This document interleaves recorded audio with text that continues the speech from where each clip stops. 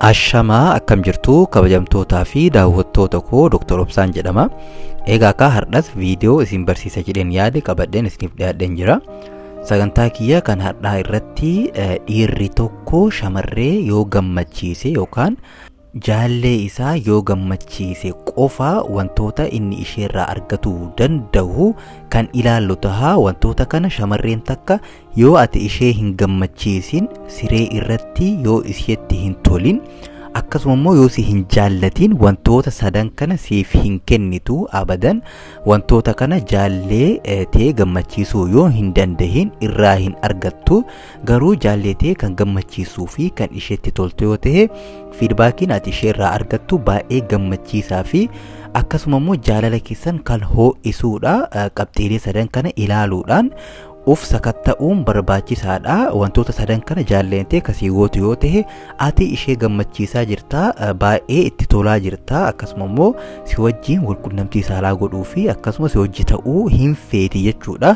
Garuu qabxiilee sadeen kana isheerra kan hin arganne yoo ta'ee fi isin jidduutti rakkoon hin jiraa jechuudha. Kanaaf walqunnamtii saalaatiin moor ishee gammachiisuuf yaaluu fi wantoota kana jijjiiruuf yaaluun baay'ee barbaachisaa fi nama barateerraa kan eeggamudha.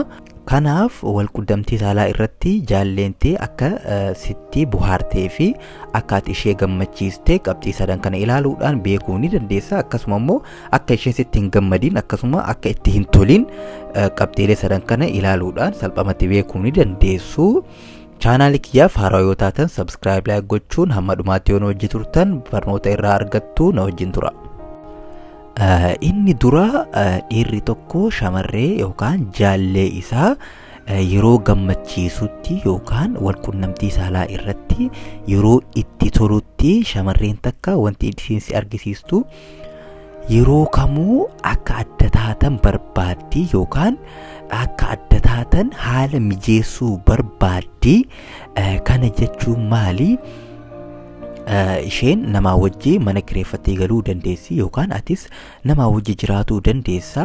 Saahibban kee yookaan namoota garaagaraa wajjin jiraatuu dandeessa. Garuu isheen si wajjin wal arguuf haala kan mijeessitu yoo ta'e ganamaa galgala sa'aatii namni hin jirre qopheessitee namuun jiru bar kootu na bira akkasiin jettu yoo ta'e akkasuma immoo environmentii bareedaa fi hawwataa ta'e mijeessitee kan si waamtu yoo ta'e keessattuu warri hojiidhaaf ala baatanii jiraattan waan kana sirriitti beekanii mana tokko keessa nama baay'een jiraatuu dandeessanii garuu walqunnamtii saalaa irratti jaalleetee kan gammachiistuu fi baay'ee kan itti toltu yoo ta'e jaalleentee haala mijeeffattee yeroo namni hin jirre qophooytee akkasuma immoo adda teessan akka isin taatan barbaaddi.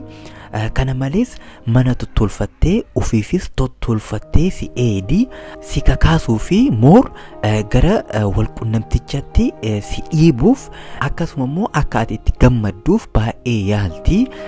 Dhiirri tokko shamarree kan gammachiisu yoo ta'e waan kana irraa argatuu ni danda'a. Kanaan ala garuu shamarreen takka bakka namni jirutti qofa kan si yaamtu yoo ta'e si wajjin kophaa tahuu kan hin barbaanne yoo ta'e akkasuma namoota baay'ee wajjin teettee yookaan saahibban isii wajjin teettee kan si waamtu yoo ta'e yookaan immoo bakka kaafteeriyaa bakkuma namni baay'atutti kan si qaxartu mana keessatti kophaa keessan akka isin hin teenne kan barbaaddu yoo ta'e jaalleentee sitti gammadaa hin jirtu. Walqunnamtii saalaa irratti waan isheen sirraa barbaaddu sirraa argataa hin jirtu. Garuu kan ishee gammachiistu yoo ta'e waan kana irraa argattaa. Kanaaf dhiirri tokko jaallee isaa gammachiisuuf ganamaa galgala yaaluun baay'ee barbaachisaa fi kan gorfamudha. Inni lammaffaan jaalleentee yookaan shamarran walqunnamtii si wajjii qabaniin kan gammadanii fi fedhii kan qabaatan yoo ta'e amalli isaan argisiisan inni lammaffaa si wajjin wal tuttuquu barbaaddi. Haala ta'e hundaan si wajjin wal tuttuquu fi qaamaan sitti dhihaachuu barbaaddi. Yeroo haasoftanittis harkaan si tuqaa, miila isheetiin si tuttuqaa, akkasuma immoo sitti maxxanaa. Haala argatte hundaan si wajjin wal tuttuquu fi qaamni ishee akka qaama kee tuquu barbaaddi. Kanaan ala garuu shamarreen walqunnamtii saalaatiin sitti hin gammanne takka akka ati qaama ishee tuqxuun barbaaddu. Maaliif fedhii walqunnamtii keetii yookaan fedhiin kee kaka'ee walqunnamtii gara walqunnamtii saalaatti akka ati hin deemne barbaaddi. Maaliif gara walqunnamtii saalaatti deemtanis isheen sitti hin gammaddu yookaan ati ishee gammachiisuu waan hin dandeenyeef gara walqunnamtii saalaa akka hin deemneef yaalti. Kana malees qaama ishee akka ati tuuxuu hin barbaaddu. Sababii garagaraa na dhukkubaa jira, qaamni koo akkas ta'ee jira, qorri na dhahee jira, wanti akkasii uumamee jira jetteeti sirraa fagaattee taa'uu barbaaddi. Yoo teettus sirraa fagaattee teetti. Yeroo ati tuttuuxuun sababii garagaraa sirri biraa kaatee deemti. Kanaaf yeroo amala kana irratti argitutti jaalleetee akka gammachiisaa hin jirree fi fedhii ishee guutaa fi hin jirre beekuu ni dandeessa. Kanaan ala garuu sababbii hundaan si tuquu fi si wajji ta'uu kan barbaaddu ta'e jaalleentee hedduu akkasitti gammaddee fi sababbii argattee hundaan si dhungatu. Garas yoo deemtu si dhungatti, gamas yoo deemtu si hammatti, gamas yoo deemtu si jala ciisti, morma kee jala maramtee ciisti. Yeroo kana gootutti akka ishee gammachiisaa jirtuu fi isheenis sitti akka gammaddee salphamatti beekuu ni dandeessa. Kanaan ala garuu shamarreen takka qaama ishee akkaatiin xuune kan si dhiyeessitu yoo ta'e baay'ee ulfaataa fi wanta kana jijjiiruufis barnoota walqunnamtii saalaa ani isiniif kennu hojiitti jijjiiruu fi irraa fayyadamuu ni dandeessu. Faayidaa guddaa irraa argattu jedheen abdii qaba. Kanaan ala garuu jaalleentee amaloota kanneen yoo si agarsiistu ta'e akka isheen sitti gammaddee beekuu ni dandeessa. Kanaaf dhiira kanaan baga gammaddee jechuu barbaada. Inni sadaffaan shamarreen takka walqunnamtii saalaa irratti akkasitti hin gammannee fi fedhii akka isheen siif hin qabne karaan ati itti beekuu dandeessu. Walqunnamtii saalaa irratti kan sitti hin gammanne yoo ta'e jechi ati jettu guutuun fudhatama hin qabu yookaan abbaan manummaa kee fudhatama hin argatu. Kana jechuun maali? Jechi kee fudhatama hin argatu. Waan feete dubbattus dhageettii hin argattu yookaan dhageettii dhabda. Isheen sirrii ta'uu baattus waan ati jettuun si hin dhageeffattu. Abbaan manummaan kee ziiruu ta'a.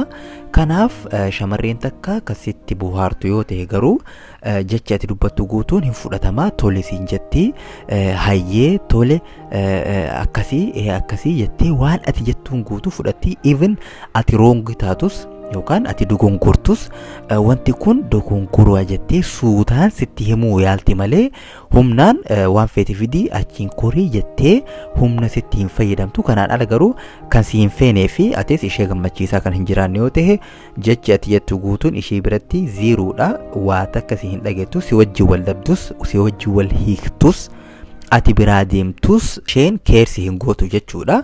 Kanaaf shamarreen takka akkasitti hin gammanne karaa kanaan beekuu ni dandeessa.